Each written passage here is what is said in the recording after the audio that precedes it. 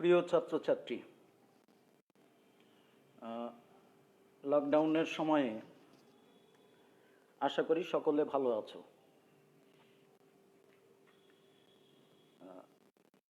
গোটা পৃথিবীতে 4টি মহাকাব্য লেখা হয়েছে। 2টি আমাদের দেশে, রামায়ণ ও মহাভারত, আর 2টি গ্রিস দেশে, ইলিয়াড ও ওডিসি। আমরা ভাগ্যবান যে আমাদের দেশে এই 4টি পৌরাণিক মহাকাব্যের মধ্যে 2টি লেখা হলো। লকডাউনের সময়ে ছাত্রছাত্রী তোমরা লক্ষ্য করেছো যে লকডাউনের একদম শুরু থেকে আমাদের প্রিয় এই 2টি মহাকাব্য দূরদর্শনে পুনরায় দেখানো হলো।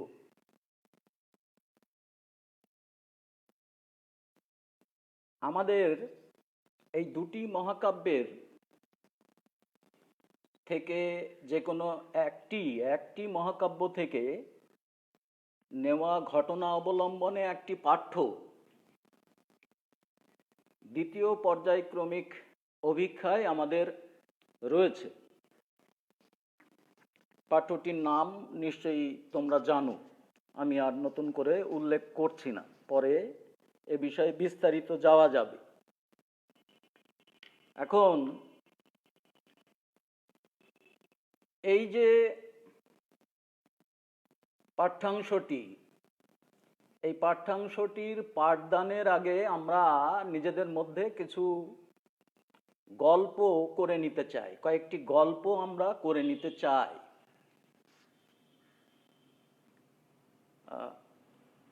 প্রথম যে গল্পটির প্রথমেই আমি তোমাদের দেখাতে চাইব একটি নদীকে।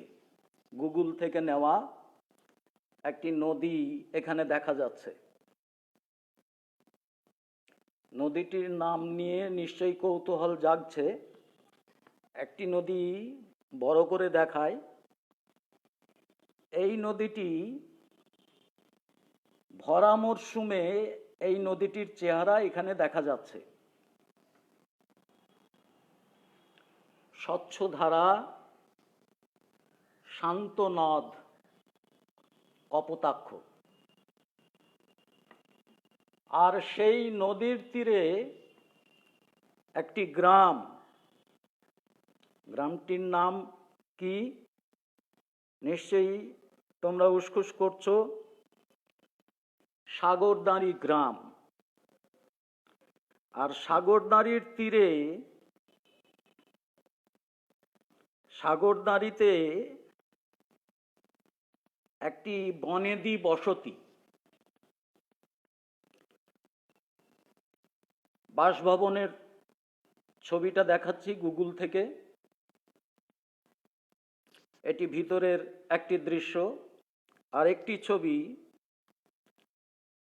সামনের থেকে, সদর দরজা দিয়ে, মানে একটি বনেদি ভবন এখানে দেখা যাচ্ছে। এই যে শান্ত নদ, স্বচ্ছ ধারা,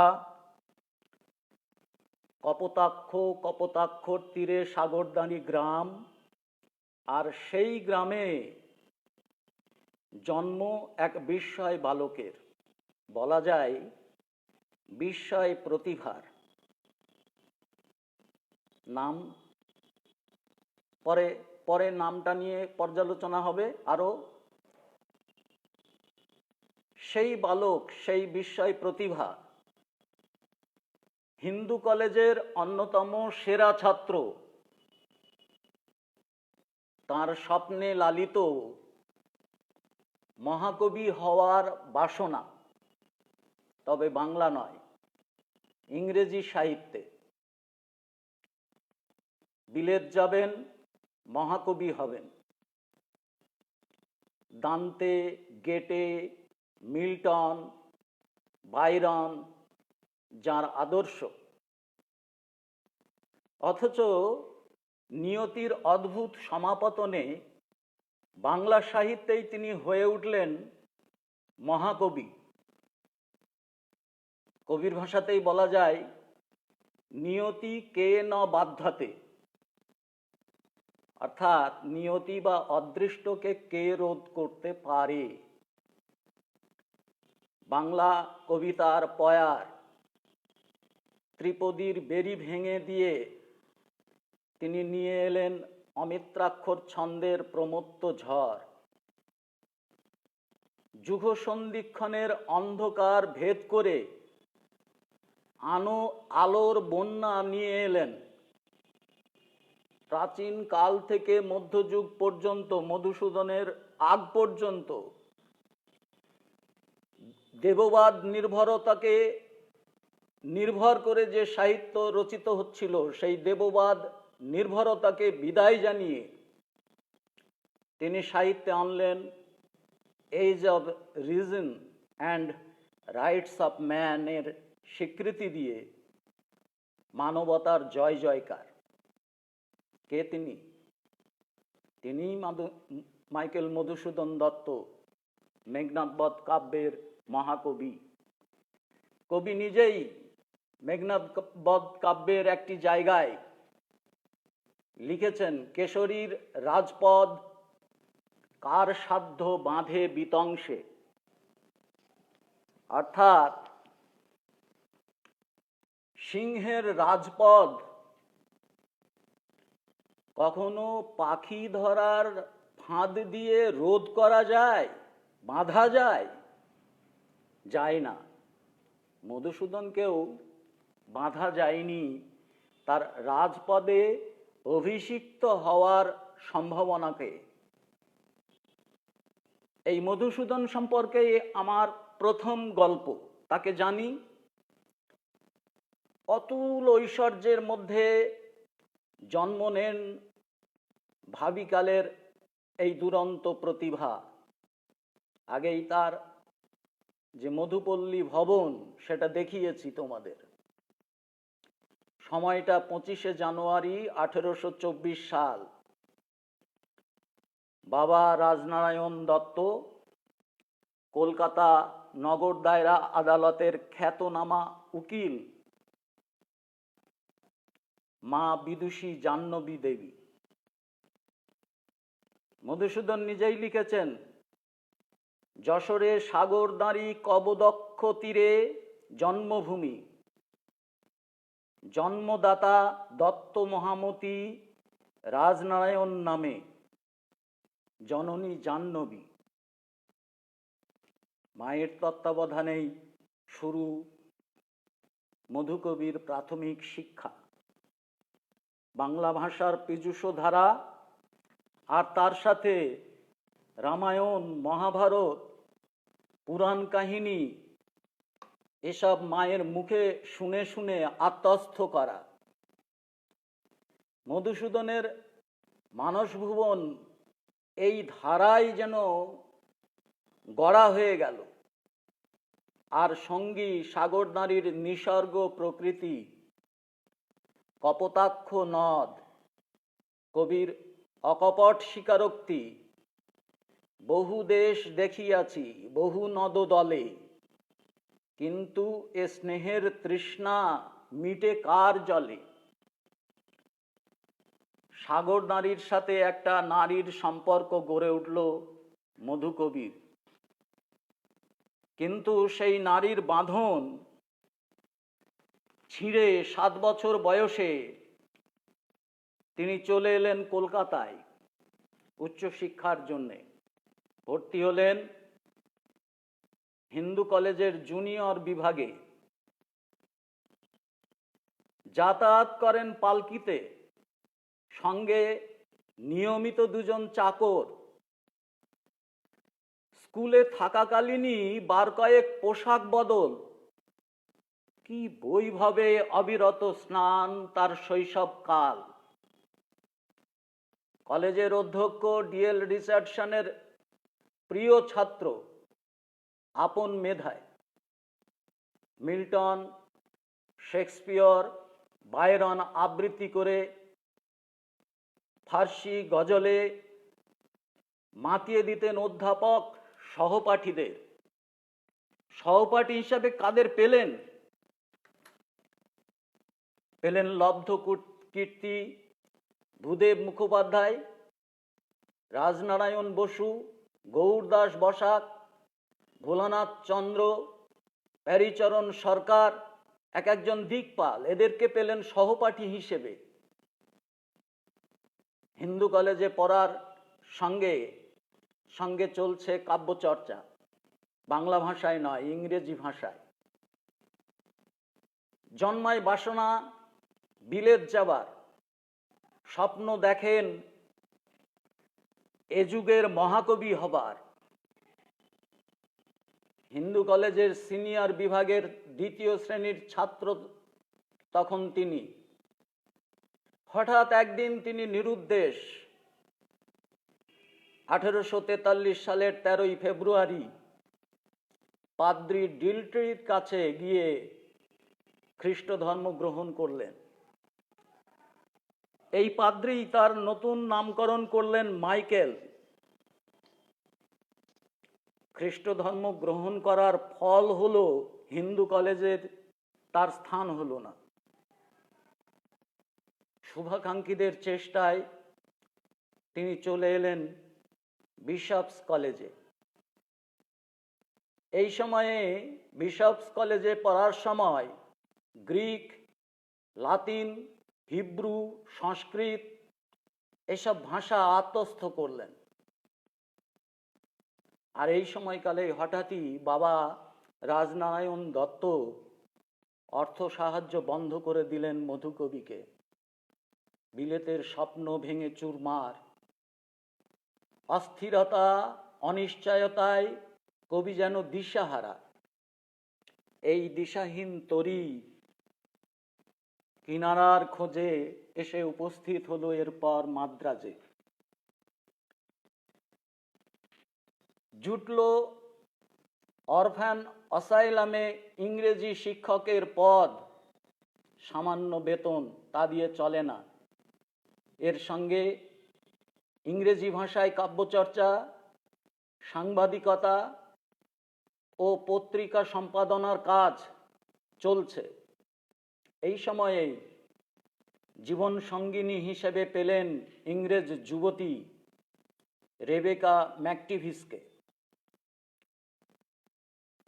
প্রকাশিত হলো এই সময়কালে, সময়টা 1858, 2টি ইংরেজি কাব্যগ্রন্থ তাঁর লেখা, দ্য ক্যাপটিভ লেডি ও ভিশনস অব দি পাস্ট নামে। কিন্তু সংসারে অর্থাভাব যায় না। পারিবারিক জীবন প্রতিনিয়ত বিদ্ধ হয়। তাদের 7 বছরের পারিবারিক জীবন এক সময় ভেঙে গেল। 2 ছেলে ও 2 মেয়ে তখন তাদের। অল্পকালের মধ্যেই এক ফরাসি তরুণী, তার সঙ্গে সম্পর্কে আবদ্ধ হলেন কবি। নাম এমিলিয়া হেনরিয়েটা সোফিয়া। এই হেনরিয়েটা সোফিয়া আজীবন তার জীবন সঙ্গিনী। তার জীবনের সকল দুঃখের প্রদীপ জ্বালিয়ে কবির প্রেরণাদায়িনী হিসেবে কাজ করেছেন তিনি।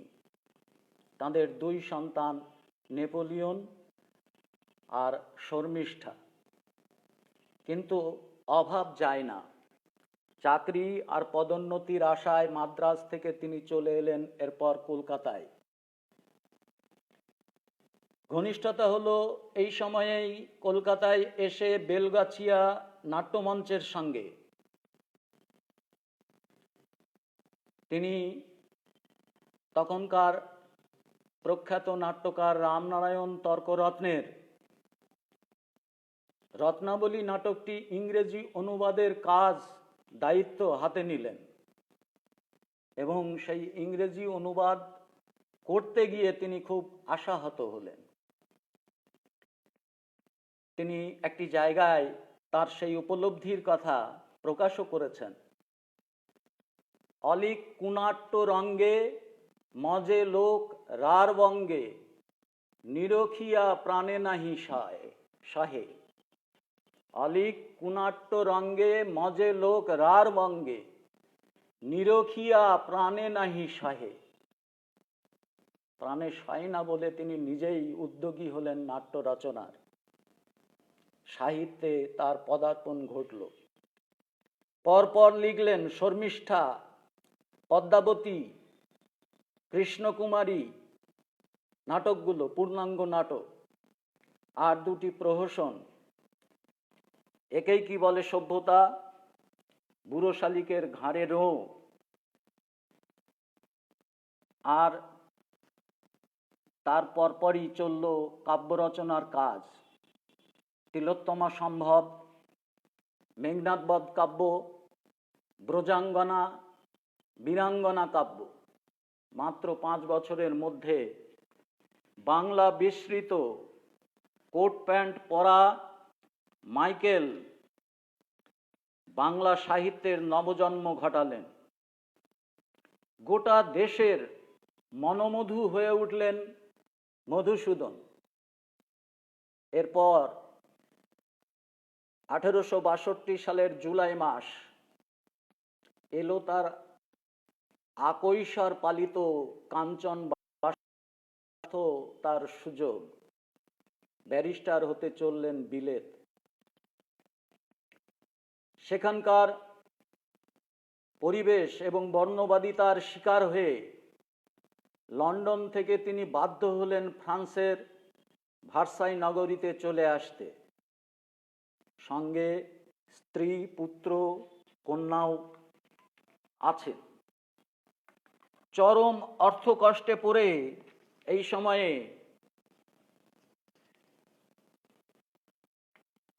9 জুন 1864 বিদ্যাসাগর, ঈশ্বরচন্দ্র বিদ্যাসাগরকে একটি পত্রে লিখলেন, ক্ষুধার তাড়নে এখানে কয়েকটি বন্ধুর নিকট ভিক্ষা পর্যন্ত করিতে হইয়াছে। আসবাবপত্র এমনকি স্ত্রীর অলঙ্কার পর্যন্ত বহুদিন বিক্রয় করিয়া ফেলিয়াছি। এই সেই মধুসূদন। একদিন কোচম্যানকে না গুনে বকশিস করতেন। মনে করতেন বছরে 1040 টাকার কমে ভদ্রভাবে জীবনযাপন করা সম্ভব নয়। বিদ্যাসাগরের অর্থানুকূল্যে 1867 সালের ফেব্রুয়ারি মাসে দেশে ফিরে এলেন। দেশে ফিরে কলকাতা হাইকোর্টে ব্যারিস্টার রূপে যোগ দিলেন। প্রচুর আয়, তবে খরচ তার থেকেও বেশি। ঋণগ্রস্ত হয়ে পড়লেন, পাশাপাশি শারীরিক ভঙ্গুরতা। কপর্দক শূন্য হয়ে সাংঘাতিক অসুস্থ অবস্থায় উত্তরপাড়ার জমিদারের লাইব্রেরিতে আশ্রয় নিতে বাধ্য হলেন। মুমূর্ষু মধুসূদনকে 1873 সালের 29 জুন তাঁর জীবনীকার অভিন্ন হৃদয় বন্ধু গৌরদাস বসাক দেখতে এলেন। পালঙ্কের উপর মধুসূদন অসুস্থ অবস্থায় একটা তক্তপোষের উপর, আর মেঝেই অসুস্থ হেনরিয়েটা কাতরাচ্ছেন। হেনরিয়েটার দিকে গৌরদাস বসাক গেলে তিনি বারে বারে বলেন যে ওকে দেখো, ওকে দেখো। সেই দিনই 29 জুন, এর পরের 29 জুন তাকে ভর্তি করা হলো আলিপুর জেনারেল হাসপাতালে। যেদিন ভর্তি করা হলো তার 3 দিন আগেই হেনরিয়েটা পরলোক গমন করেছেন। ভর্তির দিনই মধুসূদন বেলা 2টোর সময় মারা গেলেন। একেবারে নীরবে নিশ্চুপে চলে গেলেন যেন। অর্থশূন্য দারিদ্র্যে পড়ে শবদেহের যে অবস্থা হয়, মধুসূদনেরও সেই অবস্থা, সৎকার করার লোক নেই। বিকেল বেলায় খ্রিস্টিয়ানদের পক্ষ থেকে অনাদৃত শবদেহ হিসেবে তাকে লোয়ার সার্কুলার রোডে সমাধিস্থ করা হলো। বিস্ময় জাগে যে তার অভিন্ন হৃদয় বন্ধু এবং বিদ্যাসাগর মশাই, যার অর্থানুকূল্যে তিনি বিদেশ থেকে স্বদেশে প্রত্যাবর্তন করতে পারলেন, শুধুমাত্র খ্রিস্ট ধর্ম গ্রহণ করার জন্যেই তারা সৎকারে কোনো উদ্যোগ গ্রহণ করতে পারলেন না। তার সমাধিতে কোনো নির্মাণ হলো না, কোনো ঘেরা হলো না, অবহেলায় অনাদৃত অবস্থায় কবরস্থ করা হলো। মধুসূদন দত্ত ঘোষণা করেছিলেন মেঘনাদ বধ কাব্যের সূচনায়, গাইব মা বীর রসে ভাসি মহাগীত। কিন্তু এই সংকল্প মেঘনাদ বধ কাব্যে তিনি রক্ষা করতে পারেননি। পাশ্চাত্যের স্বপ্নতরী এসে নোঙর করেছে যেন প্রাচ্যের দরিয়ায়, বিসর্জি প্রতিমা যেন দশমী দিবসে সপ্ত দিবানিশি লঙ্কা কাঁদিলা বিষাদে। অর্থাৎ বীর রসের জায়গায় করুণ রসের কুল ভাসানো মহাপ্লাবন মেঘনাদ বধ কাব্যে যেমন দেখি, কবির জীবনেও, কবির ব্যক্তি জীবনের যেন তারই প্রতিফলন। তার সৃষ্টি সম্ভারে তিনি অমরত্ব লাভ করেছেন, এ কথা বলাই বাহুল্য। কবি নিজেও তা উপলব্ধি করেছিলেন, আর উপলব্ধি করেছিলেন বলেই তিনি মৃত্যুর আগেই তার সমাধিলিপি কি হবে সেটাও লিখে গেছিলেন। তাকে কবরস্থ করার 15 বছর বাদে মধুসূদনের সমাধির ওপর, কল্পিত সমাধি, কারণ 15 বছর পরে একটা অরক্ষিত অচিহ্নিত সমাধি কতটা যথাযথ এই নিয়ে পণ্ডিত মহলে সংশয় রয়েছে। তবু একটি নির্মাণ কাজ হলো, তার মূর্তি বসানো হলো, এবং সেই মূর্তিতে যে সমাধিলিপি মধুকবি লিখে গেছিলেন তার জীবদ্দশায়, সেটিও খোদাই করা হলো। বিখ্যাত সেই পংক্তিগুলো, দাঁড়াও পথিক বর, জন্ম যদি তব বঙ্গে, তিষ্ঠ ক্ষণকাল, এ সমাধি স্থলে, জননীর কোলে শিশু লভয়ে জ্যামতি বিরাম, মহির পদে মহান নিদ্রাবৃত দত্ত কুলোদ্ভব কবি শ্রী মধুসূদন। এই হচ্ছে কবি জীবনের গল্প হিসেবে আমরা প্রথম উপস্থাপন করতে চাইছিলাম এটাই। এই মধুসূদনের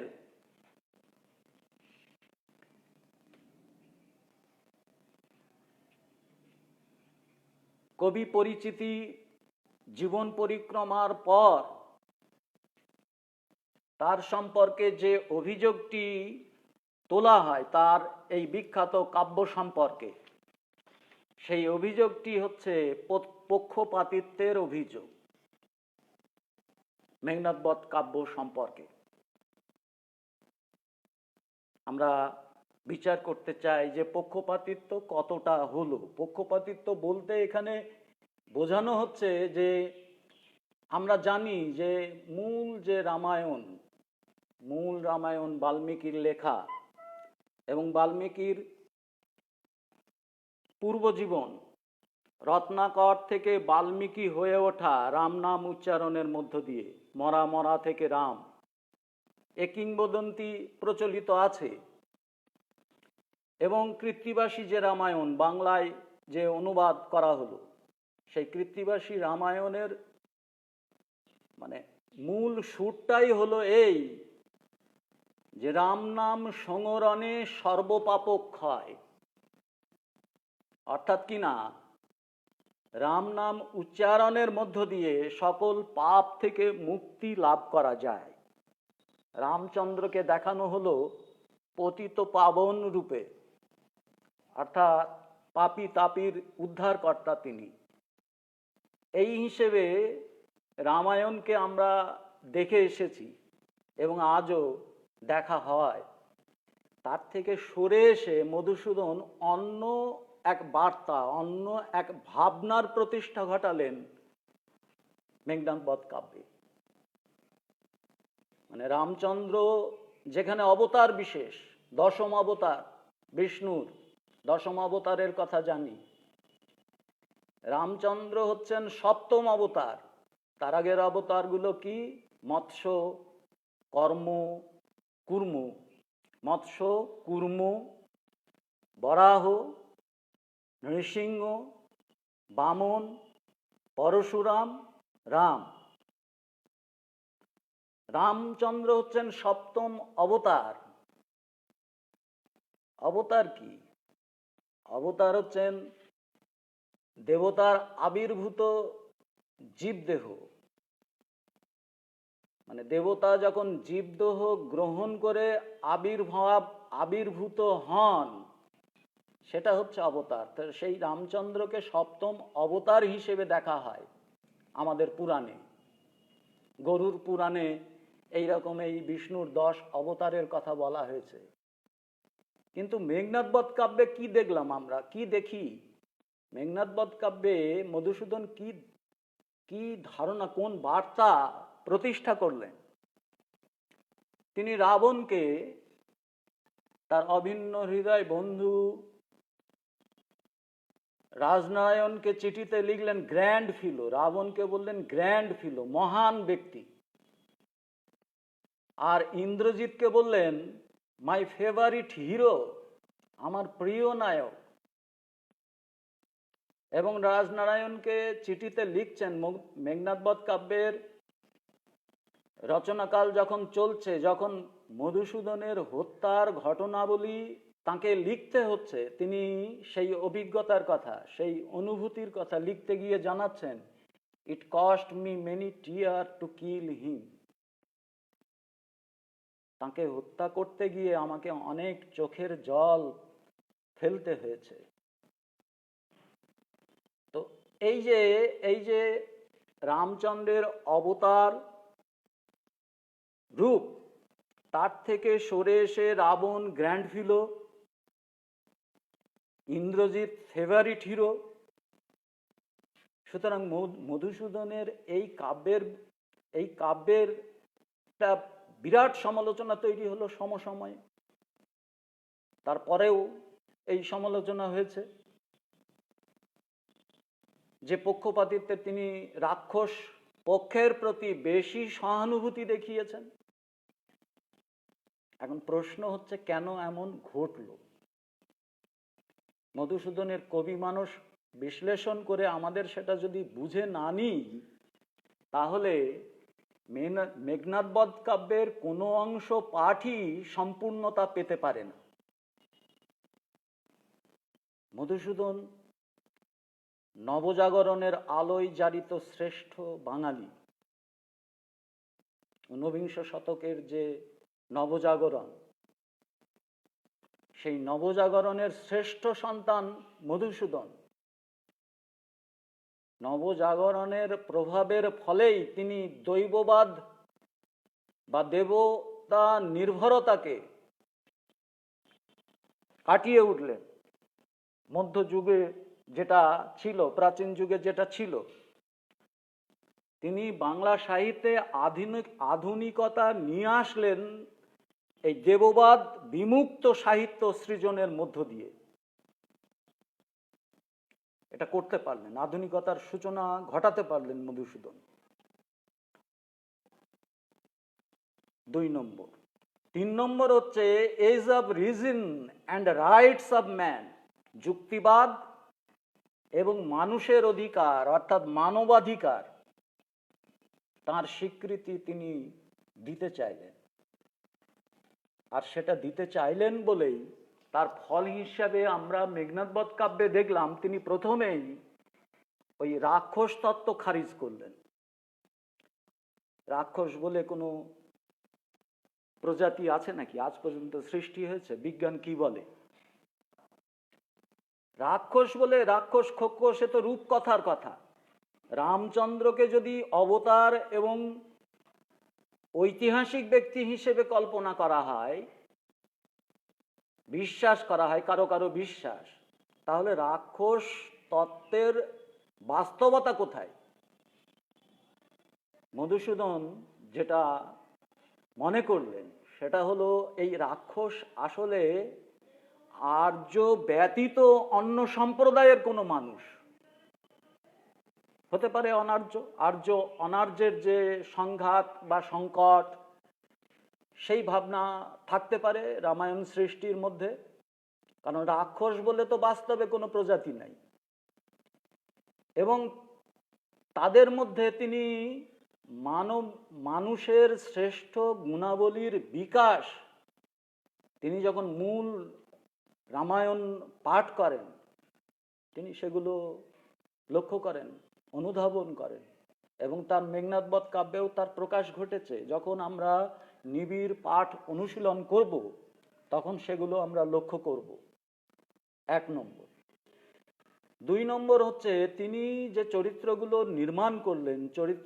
নির্মাণ করলেন যুক্তি দিয়ে, যুক্তিবাদের ওপর দাঁড়িয়ে, কোনো আবেগে নয়, কোনো পূর্ব সংস্কারে নয়। সংস্কারবশত চরিত্রগুলোকে সৃষ্টি করতে হবে তা নয়, তাদের কাজের মধ্য দিয়ে যুক্তিবাদের আলোকে যেভাবে নির্মাণ করা উচিত সেই ঔচিত্য বোধ থেকে তিনি চরিত্রগুলোকে নির্মাণ করেছেন। তাই রাবণ গ্র্যান্ড ফিলো হতে পারেন, মেঘনাদ ফেভারিট হিরো হতে পারেন। তিনি তাদের মধ্যেই এই রাবণ, ইন্দ্রজিৎ, এদের মধ্যেই প্রকৃত বীরত্ব, পুরুষকার এগুলো লক্ষ্য করেন, এবং সেই বীরত্বের অমর্যাদা তিনি করতে পারেন না। কারণ রাবণকে সাধারণ কোনো ব্যক্তি নন তো। রাবণ রাজা, কোথাকার রাজা? লঙ্কার রাজা। শুধু কি লঙ্কার রাজা, তিনি ত্রিভুবন বিজয়ী রাজা, অর্থাৎ স্বর্গ মর্ত পাতাল জয় করেছেন। সুতরাং তার চরিত্রের যে বীরত্ব, বীর্যবত্তা, সেটাকে মধুসূদন কোন যুক্তি দিয়ে অগ্রাহ্য করতে পারেন? অগ্রাহ্য করেননি। আর ইন্দ্রজিৎ ইন্দ্রজয়ী বলেই তো ইন্দ্রজিৎ দেবরাজ ইন্দ্রকে জয় করেছেন। সুতরাং তার মধ্যে যে বীরত্ব, যে পুরুষকার, তাকে যোগ্য মর্যাদা তিনি দিয়েছেন মেঘনাদ বধ কাব্যে।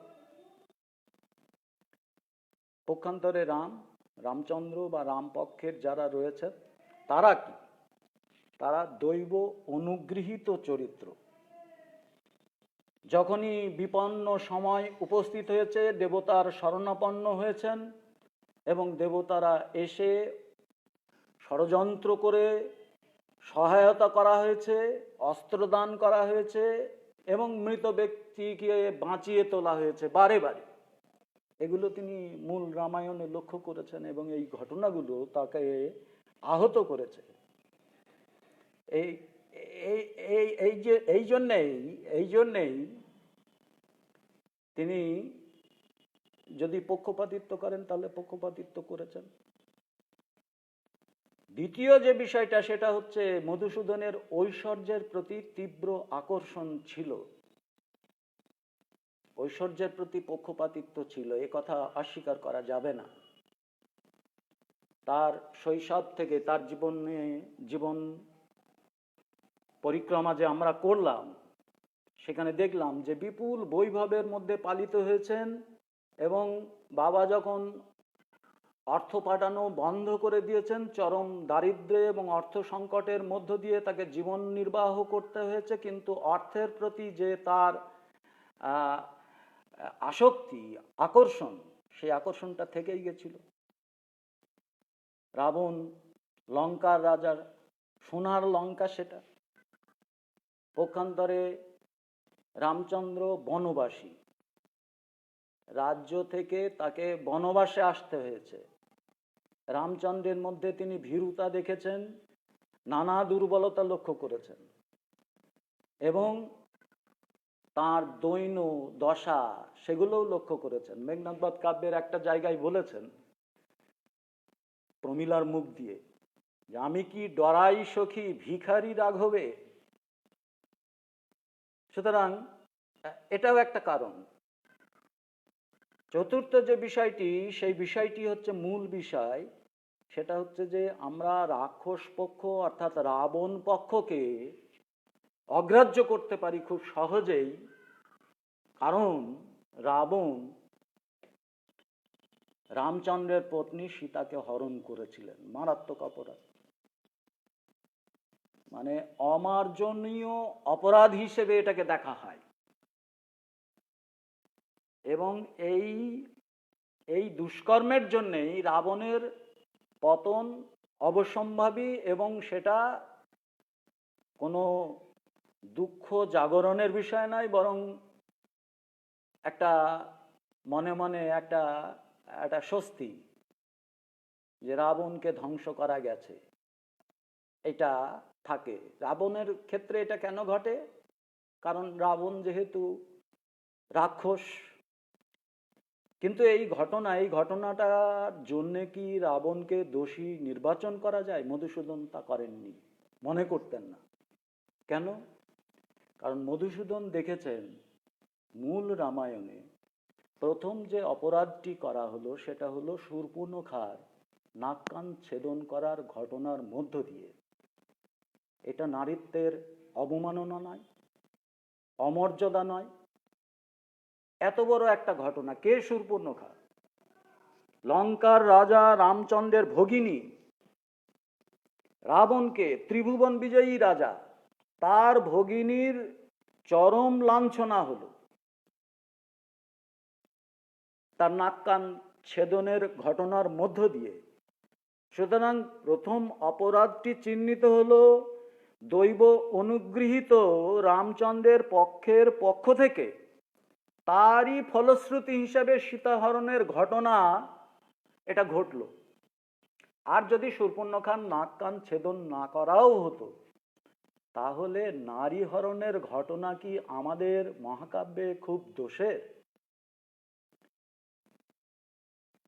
আমাদের প্রাচীন কাল থেকেই, অন্তত মধ্যযুগ পর্যন্ত আমরা লক্ষ্য করি যে বিজয়ী রাজা, বিজিত রাজার অন্দরমহলে যেসব নারীকুল থাকেন তাদের অধিকারী হয়ে যান।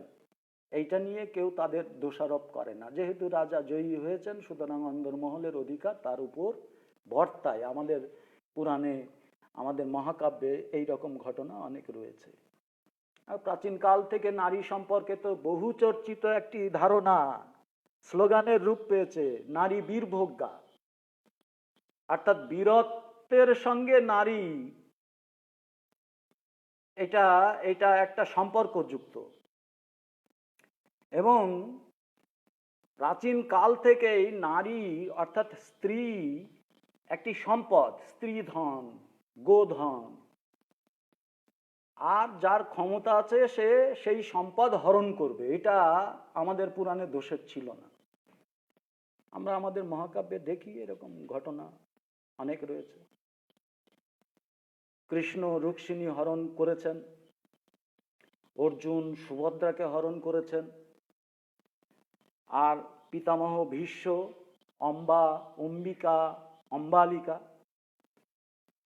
একেবারে স্বয়ংবর সভায় দেশের সমস্ত রাজকুমার রাজপুত্র পরিপূর্ণ সভা থেকে 3 রাজকন্যাকে জোর করে নিয়ে আসা হয়েছে বিচিত্র বীর্যের সাথে বিবাহ দেওয়ার জন্য। সুতরাং এই ঘটনাগুলো মধুসূদনকে, এই ঘটনা অর্থাৎ সীতাহরণের ঘটনার জন্যে রাবণকে তিনি সেইভাবে দোষী সাব্যস্ত করতে পারেননি। কারণ আমাদের শাস্ত্রে, আমাদের মহাকাব্যে নারী হরণের এমন ঘটনার প্রচুর নজির তিনি দেখেছেন। 5 নম্বর হচ্ছে, তিনি এই যে লঙ্কার যুদ্ধ, এই লঙ্কার যুদ্ধটাকে দেখেছেন দুটি পক্ষের মধ্যে। একটি পক্ষ হচ্ছে যে আক্রমণকারী, আর আরেকটি পক্ষ হচ্ছে মানে দেশ রক্ষার ভূমিকায় রয়েছে। মানে পরাধীন ভারতবর্ষে তিনি যে সাহিত্যিক মহাকাব্য রচনা করেছেন মেঘনাদবধ কাব্যের মধ্য দিয়ে, তাতে তিনি দেখেছেন যে ইন্দ্রজিৎ দেশপ্রেমিক, দেশপ্রেমিক সত্তার প্রতিনিধিত্ব করছেন, তার দেশ আক্রান্ত। কারণ তিনি আগেই আমি বললাম যে সীতাহরণের ঘটনা হচ্ছে শূর্পণখার নাক কান ছেদনের ফলশ্রুতি। সুতরাং সেটা যে রাবণের পক্ষে দোষের, এটা তারা মনে করেন না, মধুসূদনও মনে করেন না। এবং করেন না বলেই তিনি ইন্দ্রজিৎকে দেশপ্রেমিক হিসেবে, দেশ রক্ষার সংগ্রামে, দেশ রক্ষার যুদ্ধে অংশগ্রহণ করছেন ইন্দ্রজিৎ। আর রামপক্ষ হচ্ছে বহিরাগত, তারা আক্রমণ করেছে লঙ্কার। এইভাবে মেঘনাদবধ কাব্যে তিনি এই দুটি পক্ষকে দেখিয়েছেন। এবং এই নিয়ে তার যুক্তি পক্ষে খুব সীমিত সংখ্যক মানুষ, কিন্তু মধুসূদনের কবি মানসে এইগুলো কাজ করেছিল এবং এর পরিপ্রেক্ষিতেই সৃষ্টি হয়েছিল মেঘনাদবধ কাব্য। এবং মেঘনাদবধ কাব্যের আজকে আমরা যে অংশটুকু আমাদের পাঠে পাচ্ছি, সেটির নাম হচ্ছে অভিষেক। অভিষেক হচ্ছে মেঘনাদবধ কাব্যের প্রথম স্বর্গের নাম। মেঘনাদবধ কাব্য 9টি স্বর্গ নিয়ে লেখা। এই 9টি স্বর্গের প্রথম স্বর্গ হচ্ছে অভিষেক। দ্বিতীয় স্বর্গটি ছিল অস্ত্রলাভ। অস্ত্রলাভ মানে রামপক্ষ দেবতাদের কাছ থেকে অস্ত্র পাবেন এবং সেই অস্ত্রে সজ্জিত হয়ে যুদ্ধ করবেন রাক্ষস পক্ষের বিরুদ্ধে। তৃতীয় স্বর্গটা হচ্ছে সমাগম, অর্থাৎ উপস্থিতি। সমাগমে দেখা যায় যে প্রমীলা যুদ্ধ সাজে সজ্জিত হয়ে অবরুদ্ধ লঙ্কায় প্রবেশ করছেন, সেই ঘটনা বর্ণিত হয়েছে। চতুর্থ স্বর্গ অশোক বন। অশোক বনে বন্দী ছিলেন সীতা, আমরা সকলেই জানি, তোমরাও জানো। সেখানে সীতার দুঃখ বেদনা, সরমার সঙ্গে তার কথোপকথন, সংলাপ, এগুলো রয়েছে। পঞ্চম স্বর্গ হচ্ছে উদ্যোগ, অর্থাৎ যুদ্ধযাত্রার আগে যে উদ্যোগ নেওয়া হয়েছে দুই পক্ষে, রাক্ষস পক্ষ এবং রামচন্দ্রের পক্ষ, দুই পক্ষের মধ্যে, সেগুলো রয়েছে। আর ষষ্ঠ স্বর্গে হচ্ছে বধ, মূল ঘটনা মেঘনাদবধ কাব্যের। মানে আরাধ্য অগ্নিদেবতার যখন পূজা করছেন ইন্দ্রজিৎ অত্যন্ত সুরক্ষিত যজ্ঞাগার নিকুম্ভিলায়, তখন সম্পূর্ণ নিরস্ত্র পূজারত ইন্দ্রজিৎকে তরবারির আঘাতে মস্তক ছেদন করা হয়েছে ইন্দ্রজিতের। এই ঘটনা বর্ণিত হয়েছে বধ নামক ষষ্ঠ স্বর্গে। সপ্তম স্বর্গে এর প্রতিক্রিয়া হিসেবে শক্তি নির্ভেদ, অর্থাৎ শক্তিশাল বাণের দ্বারা লক্ষণকে হত্যা করেছেন রাবণ, সেই ঘটনা। অষ্টম স্বর্গের নাম হচ্ছে প্রেতপুরী। প্রেতপুরী দর্শনে গেছেন রামচন্দ্র লক্ষণকে বাঁচানোর জন্যে। আর নবম স্বর্গ হচ্ছে সংস্ক্রিয়া। এখানে নিহত ইন্দ্রজিতের পারলৌকিক ক্রিয়াকর্ম, সৎকার ক্রিয়াকাজ, এবং সেই তার ফলশ্রুতি হিসেবে লঙ্কার প্রতিক্রিয়া, এগুলোকে বর্ণনা করা হয়েছে নবম স্বর্গে। তাহলে এই 9টি স্বর্গের প্রথম স্বর্গের অংশবিশেষ আমাদের পাঠ্য। একদম শেষে শেষ যে স্তবকটি আমাদের মেঘনাদ বধ কাব্যের মূল যে মেঘনাদ বধ কাব্য তাতে রয়েছে, সেই শেষ স্তবকের প্রথম দুটি পংক্তি নেওয়া হয়েছে, আর তার আগের কয়েকটি স্তবক নেওয়া হয়েছে আমাদের পাঠ্য হিসেবে। কেমন? এখন এই পাঠ্য যে অংশ, সেই পাঠ্য অংশ অভিষেক সম্পর্কিত আলোচনা, তাতে যাওয়ার আগে আমরা যেহেতু অভিষেক নামের প্রথম স্বর্গের পুরোটা পাঠ্য হিসেবে পাইনি, তাহলে আমাদের পাঠ্য অংশের আগের ঘটনাগুলো কি, সেই পূর্ব ঘটনাটা একটু খুব সংক্ষেপে জেনে নেওয়া দরকার। তাহলে একটা পূর্বাপর সম্পর্ক আমরা নির্মাণ করতে পারবো কাব্য পাঠের মধ্য দিয়ে। কেমন? পাঠ্যাংশ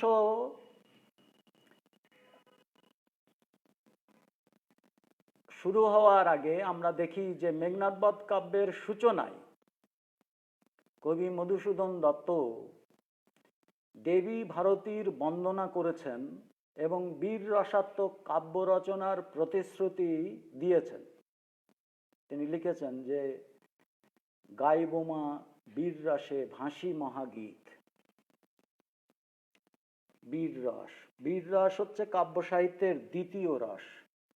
আমাদের কাব্যে 9টি রস আছে। রস কি? রস হচ্ছে ভাব। আমরা যখন কাব্য সাহিত্য অর্থাৎ গল্প, নাটক, উপন্যাস, কবিতা এগুলো পড়ি, তখন আমাদের পড়ার পর বা পড়ার মধ্য দিয়ে আমাদের মনে কিছু ভাব কাজ করে। যদি আমরা দেখি যে কোনো ঘটনা খুব দুঃখের ঘটনা দিয়ে শুরু হয়েছে, আমাদের মনটাও দুঃখের ভাবে পূর্ণ হয়ে পড়ে। এই যে মনের মধ্যে মানে প্রভাবিত ভাব, কাব্য সাহিত্য পাঠ বা শ্রবণের মধ্য দিয়ে, শোনার মধ্য দিয়ে, এটাই হচ্ছে রস। এই রসের দ্বিতীয় রস হচ্ছে বীর রস। গাইবোমা বীর রসে ভাসি মহাগীত। 9টি রসের প্রথম রস হচ্ছে আদি রস, অর্থাৎ অনুরাগ বিষয়ক ভাব। অনুরাগ বা আসক্তি বিষয়ক ভাব যখন আমাদের মনের মধ্যে কাজ করে, তখন সেই রসটা হচ্ছে আদি রস। আর সংগ্রাম বা বীরত্বের ভাব প্রকাশিত হয় যখন আমাদের মধ্যে, আমরা যখন কোনো চলচ্চিত্র দেখি, কোনো নাটক দেখি, থিয়েটার দেখি, যখন খলনায়ককে যোগ্য এবং সমুচিত শাস্তি দান করছে নায়ক, তখন আমাদেরও হাত পা ছুটতে ইচ্ছে করে, উৎফুল্ল হয়ে উঠি আমরা, এবং তার প্রতিক্রিয়া ওই ঘটনা দেখাকালীনই আমরা দিয়ে ফেলি, হাততালি দিয়ে ফেলি, বা আমরা মুখে কোনো সোচ্চার শব্দ করি। এই ভাবটা হচ্ছে বীর রস। তৃতীয় যে রসটি হচ্ছে সেটি হচ্ছে বাঙালির মূল রস। বাঙালি চরিত্রের মূল রস হচ্ছে তৃতীয় রসটি। কি সেটি হচ্ছে করুণ রস। শরৎচন্দ্র এই জন্যেই অত্যন্ত জনপ্রিয় উপন্যাসিক হয়েছিলেন। বাঙালির এই মূল রসকে প্রাধান্য দিয়ে তিনি সাহিত্য রচনা করতে পেরেছিলেন বলে তিনি ছিলেন জনপ্রিয়তার তুঙ্গে। চতুর্থ রস হচ্ছে অদ্ভুত রস। অদ্ভুত রস হচ্ছে মনে কোনো কাব্যপাঠের মধ্য দিয়ে যদি বিস্ময়কর ভাব জেগে ওঠে, সেটা হচ্ছে অদ্ভুত রস। আর কোনো কাব্য সাহিত্য পাঠের মধ্য দিয়ে আমরা হাসতে পারি, হেসে উঠতে পারি, সেটা হচ্ছে হাস্যরস। ষষ্ঠ রসটা হচ্ছে ভয়ানক, অর্থাৎ ওই কোনো অতি প্রাকৃত ভূত প্রেত বা রূপকথার কোনো গল্প বা কাহিনী শোনার মধ্য দিয়ে যদি একটা ভয়ের ভাব জাগে, গা ছমছমে ভয়ের ভাব জাগে, সেই রসটা হচ্ছে, সেই ভাবটা হচ্ছে ভয়ানক। ভয়ের ভাব জাগলে সেই রসটা হচ্ছে ভয়ানক রস। সপ্তম রস হচ্ছে বীভৎস, অর্থাৎ অনেক সময় ঘৃণার ভাব আমাদের মনে জাগে। কোনো কিছু বা কোনো ব্যক্তি সম্পর্কে যখন ঘৃণার ভাব জাগছে, তখন বুঝতে হবে যে কাজ করছে বীভৎস রস। অষ্টম হচ্ছে রৌদ্র রস, যখন ক্রোধের ভাব জাগে সেটা হচ্ছে রৌদ্র রস। আর নবম বা শেষ রসটা হচ্ছে শান্ত রস, শান্ত ভাব মনের মধ্যে জেগে ওঠা। তো ওই মেঘনাদ বধ কাব্যের সূচনায় মধুকবি বললেন, গাইবোমা বীর রসে ভাসি মহাগীত। দেবী ভারতীর বন্দনা করার পর দেখা যাচ্ছে যে লঙ্কার সিংহাসনে বসে আছেন রাবণ। এমন সময় ভগ্নদূত, ভগ্নদূত কাকে বলে? যে দূত যুদ্ধে পরাজয়ের সংবাদ বহন করে নিয়ে আসে তাকে বলা হয় ভগ্নদূত। এই ভগ্নদূতের নাম মকরাক্ষ। মকরাক্ষের মুখে প্রিয় পুত্র বীরবাহুর মৃত্যু সংবাদ শুনলেন। বীরবাহু হচ্ছেন রাবণ এবং চিত্রাঙ্গদার সন্তান। এই মৃত্যু সংবাদ শোনার পর রাবণ প্রথমে পুত্র শোকে বাক্যহারা হলেন।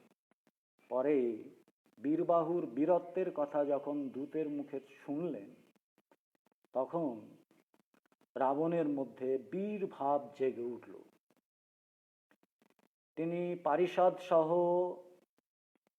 লঙ্কার প্রাসাদ শিখরে উঠে এলেন। উঠে এসে দূর থেকে দেখলেন বীরগতি প্রাপ্ত বীরবাহুকে। তারপর আবার রাজদরবারে যখন ফিরে এলেন, তখন রাজসভায় এসে উপস্থিত হলেন বীরবাহুর মা চিত্রাঙ্গদা, এবং চিত্রাঙ্গদা রাবণকে প্রিয়পুত্রের মৃত্যুর জন্য দায়ী করলেন। তখন রাবণ নিজেই যুদ্ধে গিয়ে পুত্র হত্যার প্রতিশোধ নেবেন এই ঘোষণা দিয়ে রাক্ষস বাহিনীকে যুদ্ধে প্রস্তুত হওয়ার নির্দেশ দিলেন। তাদের রণসজ্জা আর পদভারে লঙ্কাপুরী কেঁপে উঠল। দেবতারা ভয় পেয়ে গেল। এই সময়ে দেবলোকে বরুণ পত্নী বারুণীর নির্দেশে সখী মুরলা লঙ্কায় এলেন খবরাখবর নিতে, পরিস্থিতি জানতে, যে পৃথিবী কম্পমান কেন, কি এমন কারণ ঘটেছে। সেখানে লঙ্কায় লক্ষ্মী দেবী থাকেন প্রভাসার ছদ্মবেশে, ধাত্রী তিনি, রাক্ষস রাজসভায় ইন্দ্রজিৎকে তিনিই পালন করেছিলেন। লক্ষ্মী দেবী তাকে সবিস্তারে যুদ্ধের গতি প্রকৃতি জানালেন এবং জানিয়ে তাকে বিদায় দিলেন, স্বর্গে চলে যেতে বললেন।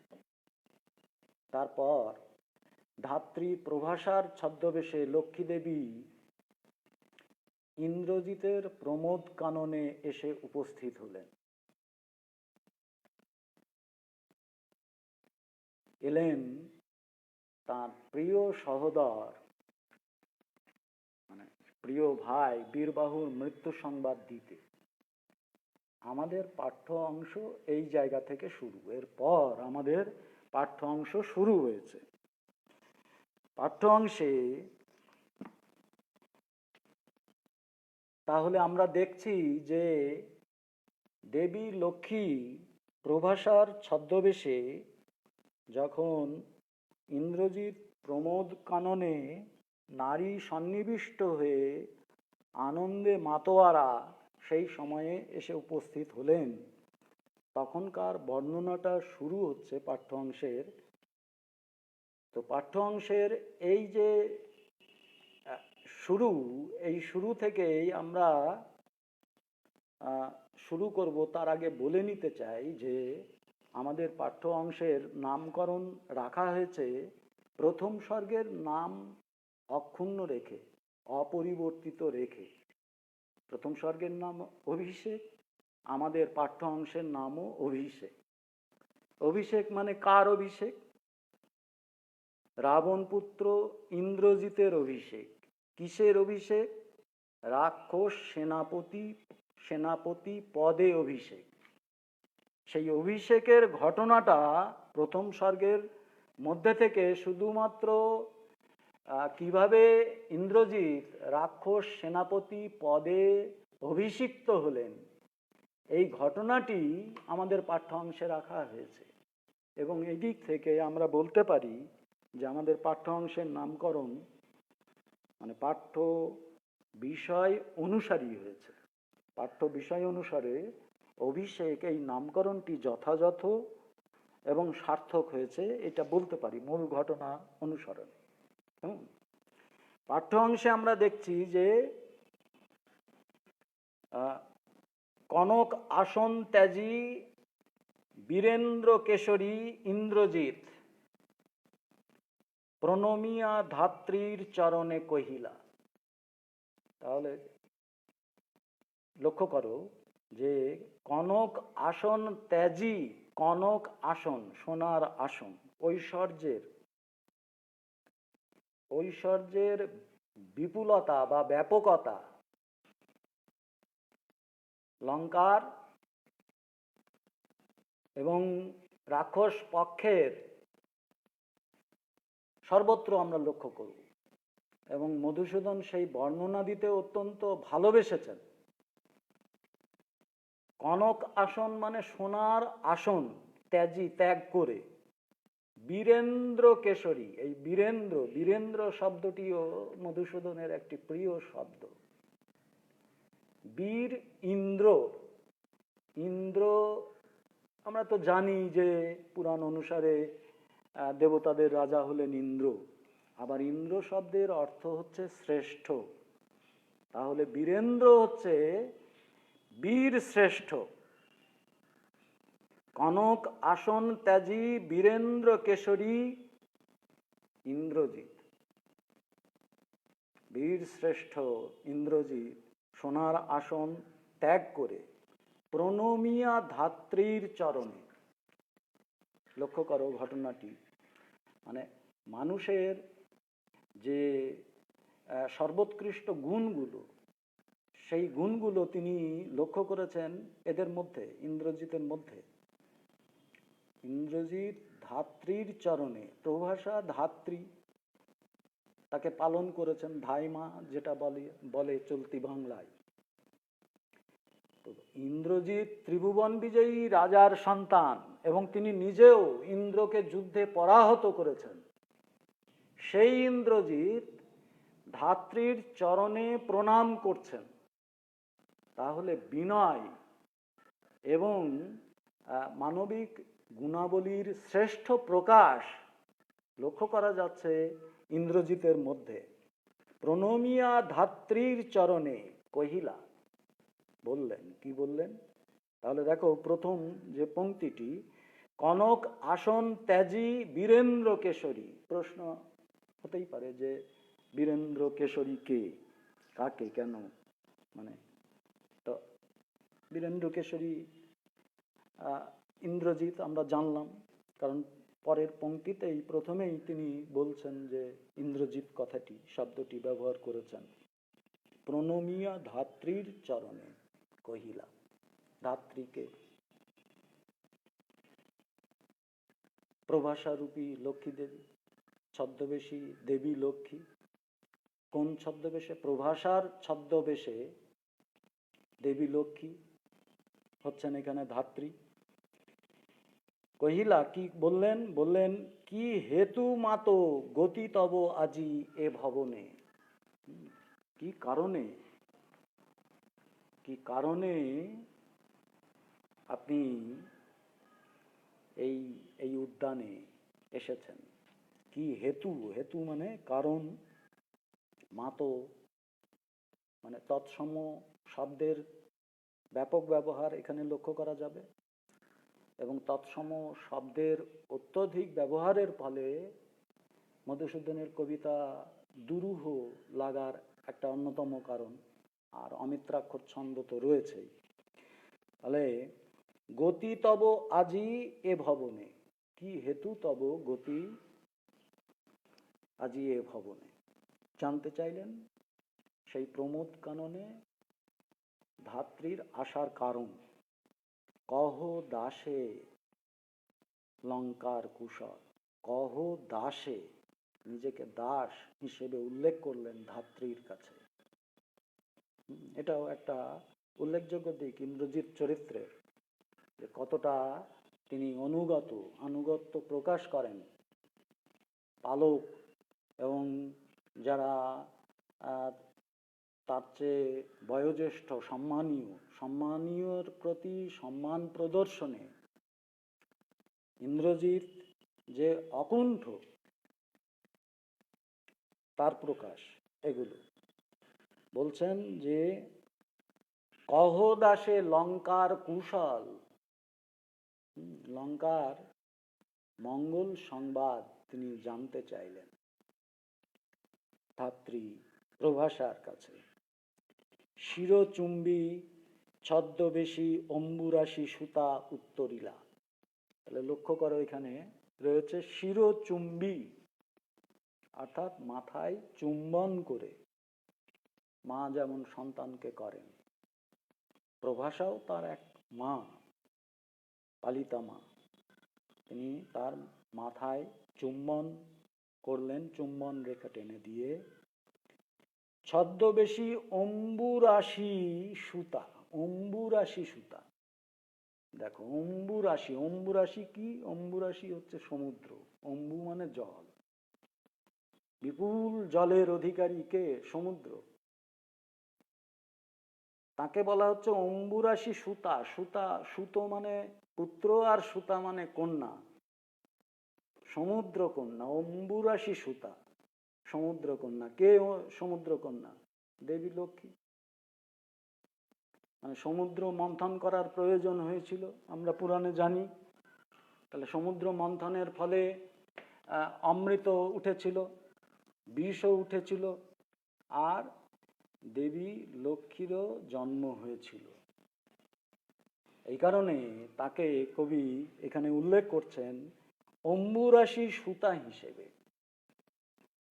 এবং তিনি উত্তর দিতে গিয়ে প্রথমেই একটা খেদোক্তি করলেন, হাই শব্দের প্রয়োগ করলেন, খেদ প্রকাশ করলেন, দুঃখ প্রকাশ করলেন।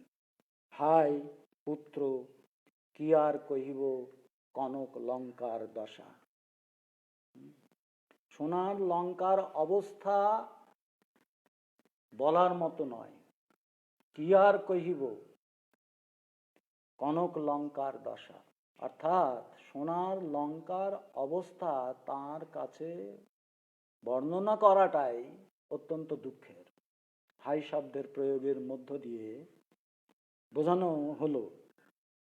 এবং তারপর বলছেন ঘোরতর রণে, ঘোরতর মানে ভীষণ, ভয়ঙ্কর, ভয়ঙ্কর যুদ্ধে, রণে মানে যুদ্ধে, ঘোরতর রণে হত প্রিয় ভাই তব বীরবাহু বলি। তোমার প্রিয় ভাই বীরবাহু, বলি মানে বলবান, বীরবাহু ভয়ঙ্কর যুদ্ধে হত হয়েছেন, নিহত হয়েছেন। এই ভয়ঙ্কর শোকের সংবাদটি তিনি এইভাবে পরিবেশন করলেন ইন্দ্রজিতের কাছে। আর তারপরে বললেন তার শোকে মহাশোকী রাক্ষসাধিপতি,